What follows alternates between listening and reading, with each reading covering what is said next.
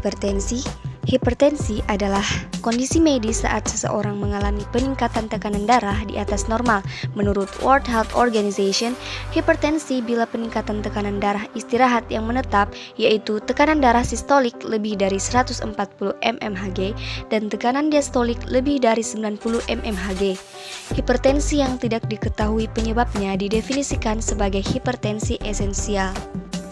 Menurut the Seventh Report of the Joint National Committee on Prevention, Detection, Evaluation, and Treatment of High Blood Pressure, klasifikasi tekanan darah pada orang dewasa terbagi menjadi kelompok normal, prahipertensi, hipertensi derajat 1, dan derajat 2. Berikut klasifikasi tekanan darah menurut JNC 7. Klasifikasi tekanan darah normal untuk tekanan darah sistoliknya kurang dari 120 mmHg dan untuk tekanan darah diastoliknya kurang dari 80 mmHg. Untuk prehipertensi, tekanan darah sistolik berkisar antara 120 sampai 139 mmHg dan untuk tekanan darah diastolik berkisar antara 80 sampai 89 mmHg. Hipertensi derajat 1, tekanan darah sistoliknya itu berkisar antara 140 sampai 159 mmHg dan tekanan darah diastoliknya berkisar antara 90 sampai 99 mmHg. Untuk hipertensi derajat 2, tekanan darah sistolik lebih dari atau sama dengan 160 mmHg dan tekanan darah diastoliknya lebih dari atau sama dengan 100 mmHg. Berikut masuk ke patofisiologi hipertensi.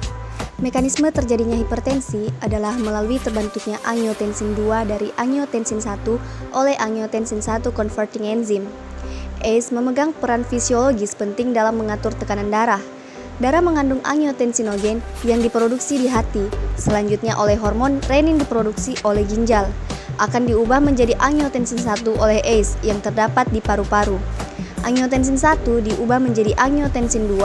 Angiotensin II inilah yang memiliki peranan kunci dalam menaikkan tekanan darah melalui dua aksi utama.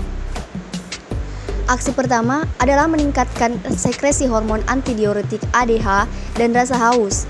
ADH diproduksi di hipotalamus, kelenjar pituitari, dan bekerja pada ginjal untuk mengatur osmolalitas dan volume urin. Dengan meningkatnya ADH, sangat sedikit urin yang diekskresikan keluar tubuh, antidiuresis, sehingga menjadi pekat dan tinggi osmolalitasnya. Untuk mengencerkannya, volume cairan ekstraseluler akan ditingkatkan dengan cara menaikkan cairan dari bagian intraseluler. Akibatnya, volume darah meningkat yang pada akhirnya akan meningkatkan tekanan darah. Aksi kedua adalah menstimulasi sekresi aldosteron dari korteks adrenal. Aldosteron merupakan hormon steroid yang memiliki peranan penting pada ginjal. Untuk mengatur volume cairan ekstraseluler, aldosteron akan mengurangi ekskresi NaCl atau garam dengan cara mereabsorpsinya dari tubulus ginjal. Naiknya konsentrasi NaCl akan diencerkan kembali dengan cara meningkatkan volume cairan ekstraseluler yang pada gilirannya akan meningkatkan volume dan tekanan darah. Setelah mengetahui apa itu hipertensi, kita pasti penasaran kan tentang obat apa saja sih yang digunakan oleh penderita hipertensi? Nah, salah satu obatnya yaitu bisoprolol. Bisoprolol merupakan obat yang didedikasikan untuk penyakit hipertensi atau penyakit jantung. Bisoprolol merupakan obat antagonis reseptor adrenergik beta 1 kardioselektif atau beta blocker yang digunakan terutama untuk terapi gagal jantung kronis dan penurunan fungsi ventrikular sistolik yang sudah terkompensasi. Selain itu, obat ini juga digunakan untuk hipertensi dan atrial. Berikut yaitu mekanisme kerja bisoprolol. Bisoprolol bekerja menghambat reseptor adrenergik beta 1 kardioselektif. Hambatan terhadap reseptor ini akan secara signifikan menurunkan laju jantung, meningkatkan waktu pemulihan nodus AV. Data menunjukkan pada penggunaan bisoprolol lebih dari atau sama dengan 20 mg dapat timbul efek inhibisi terhadap beta 2 adrenoseptor. Bisoprolol juga memiliki efek antihipertensi.